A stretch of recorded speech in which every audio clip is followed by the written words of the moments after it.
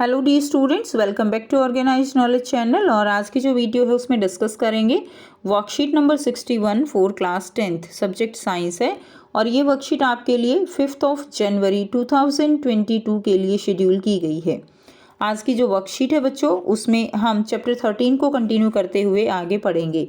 Worksheet शुरू करने से पहले प्लीज़ चैनल को सब्सक्राइब कर दीजिए, बेल आइकन को भी प्रेस कर लो ताकि आपको आने वाली वीडियोस की नोटिफिकेशन वो समय से मिल जाए।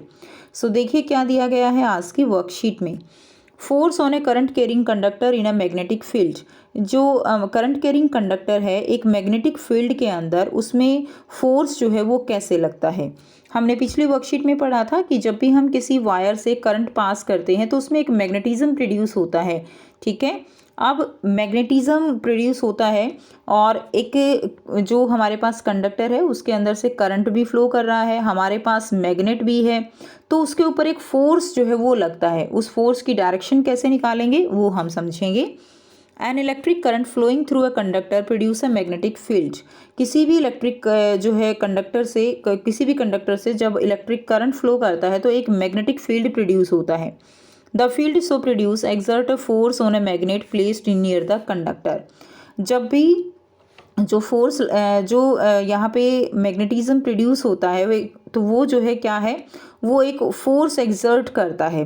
क्लियर, जो भी कंडक्टर नियर बाय प्लेस होता है उसके ऊपर।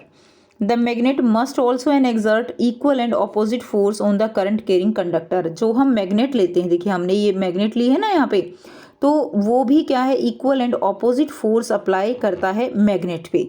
अब यहाँ पे ये एक्टिविटी जो आपको दी गई है, इसमें ये हमारे पास कंडक्टर है जिसको हमने यहाँ पे करंट दिया हुआ है, तो ये करंट जो है इसमें से पास होता है। और यहाँ पे ये क्या है, ये जो है मैग्नेट है, ठीक है, चुंबक है, ये हमने यहाँ पे ली हुई है।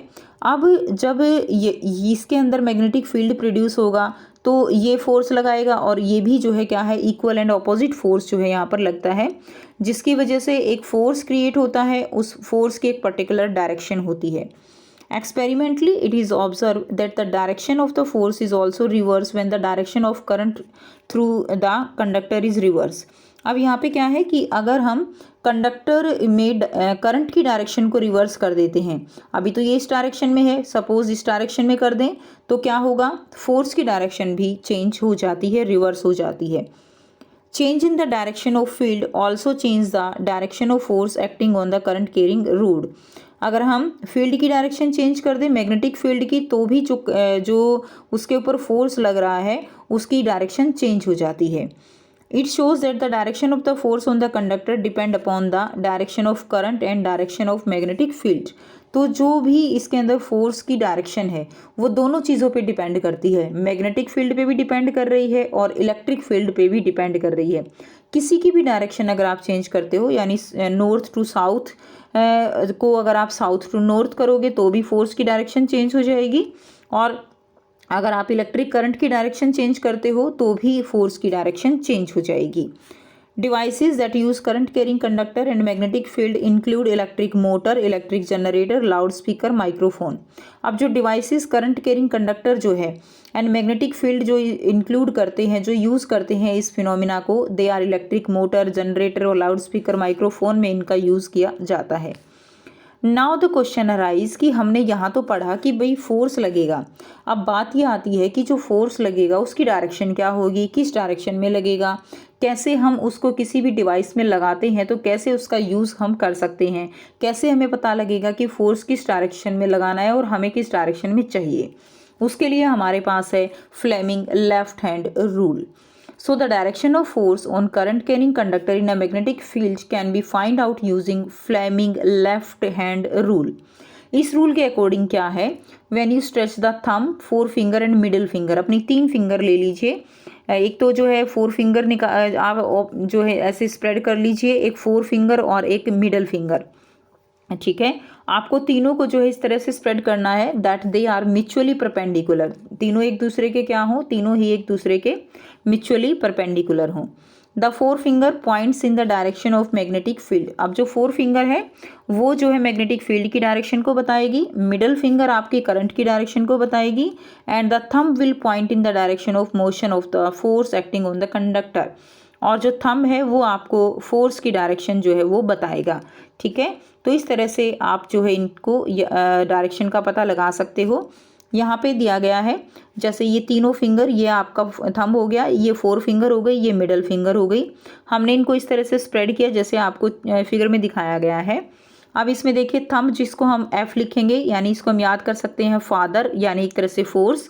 इसको हम मदर याद कर सकते हैं यानी मैग्नेटिक फील्ड, और इसको हम चाइल्ड याद कर सकते हैं यानी करंट। ठीक है, तो ये जो है आप यहाँ से इस तरह से निमोनिक से इसको जो है याद कर सकते हो, फादर मदर चाइल्ड।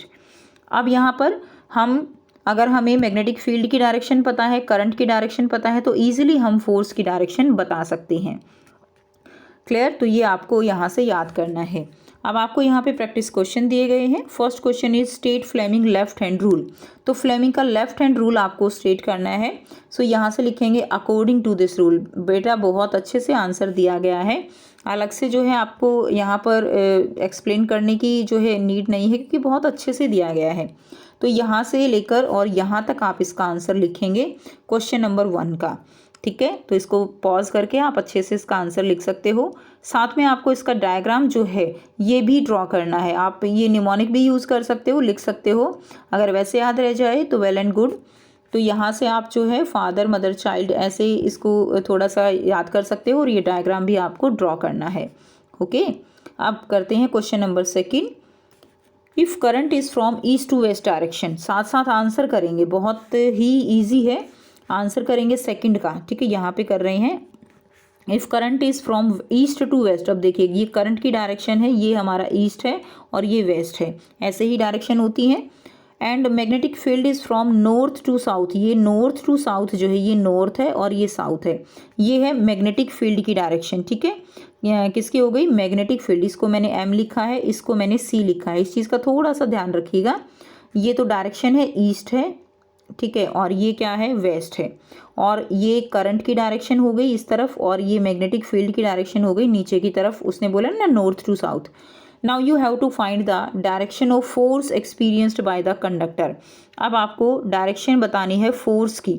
अब जब आप अपनी फिंगर्स को जो है इस तरह से स्प्रेड करके देखोगे तो आपको इसमें डायरेक्शन जो है वो ऊपर की तरफ मिलेगी। ठीक है, यानी जो डायरेक्शन होगी in the upward direction. Clear, force will be in the upward direction. तो आप आंसर में लिख देंगे, आंसर में यहाँ पर लिख रही हूँ बच्चों। ठीक है, डायरेक्शन ऑफ फोर्स, यहाँ पे हम लिख देंगे direction of force. Clear, upward direction, तो आप यहाँ पे लिख देंगे अपवर्ड डायरेक्शन। ये आपका जो है इस क्वेश्चन का आंसर हो जाएगा। बेटा आप फिंगर्स को स्प्रेड करेंगे ना तो बिल्कुल एकदम आपको क्लियर हो जाएगा कि डायरेक्शन जो है वो किस तरफ है, ऊपर की तरफ है, अपवर्ड डायरेक्शन हो जाएगी। उसके बाद अब हम क्वेश्चन 3 करेंगे। इसका आंसर आप कर सकते हो वीडियो पॉज करके। क्वेश्चन नंबर 3 दिया गया है, an electron enter a magnetic field. ये इलेक्ट्रॉन एंटर कर रहा है, ठीक है, enters a magnetic field at right angle to it as shown in figure, find the direction of force acting on the electron. तो देखिए ये इलेक्ट्रॉन नीचे की तरफ है, तो जिस तरफ इलेक्ट्रॉन होता है उससे ऑपोजिट डायरेक्शन में हमेशा करंट की डायरेक्शन होती है। तो ये करंट की डायरेक्शन हो गई, बहुत इजी हो गया। करंट की डायरेक्शन ऊपर की तरफ है, मैग्नेटिक फील्ड ऐसे है, जो फिंगर्स हैं उनको उसी डायरेक्शन में स्प्रेड करके आप देख सकते हो कि फोर्स जो है वो डाउनवर्ड डायरेक्शन में रहेगा। तो यहाँ से हम लिख देंगे डायरेक्शन ऑफ फोर्स। इसमें भी आपको इसी तरह से बताना है, तो आप लिख देंगे डायरेक्शन ऑफ फोर्स। तो यहाँ पे लिख देंगे डाउनवर्ड डायरेक्शन। क्या हो जाएगा, डाउन, ठीक है, डाउनवर्ड डायरेक्शन। क्लियर, तो ये जो है आप यहाँ से लिख देंगे डायरेक्शन। यही आपका 3 का आंसर हो जाएगा। क्लियर, तो इसमें डायरेक्शन जो वो नीचे की तरफ होगी। तो इस तरह से आप अपनी वर्कशीट कंप्लीट कर सकते हैं। तो ये थी स्टूडेंट्स आपकी आज की साइंस की वर्कशीट। आई होप सभी स्टूडेंट्स को ये क्लियर है। फिर भी कोई डाउट है तो प्यारे बच्चों पूछ सकते हो। वीडियो अच्छी लगे तो प्लीज़ इसको लाइक कीजिए, शेयर कीजिए और चैनल को भी सब्सक्राइब कर लीजिए। So thanks for watching. मिलते हैं नेक्स्ट वीडियो में नेक्स्ट वर्कशीट के साथ। Take care, bye bye, have a nice day, good day.